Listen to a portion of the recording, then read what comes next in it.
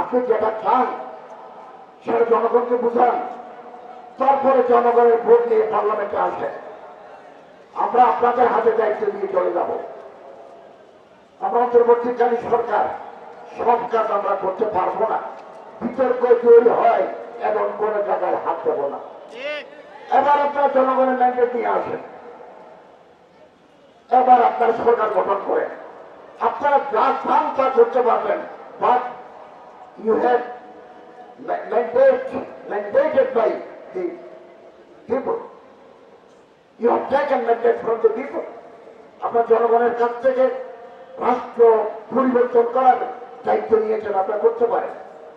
আমরা কিন্তু political elected নই, আমরা একটা অন্তর্বর্তীকালীন সরকার। একটা বিপ্লবের মাধ্যমে ছাত্র জনতার আন্দোলনের ফলশ্রুতিতে এই সরকার আসছে, আমরা দায়িত্ব নিয়েছি।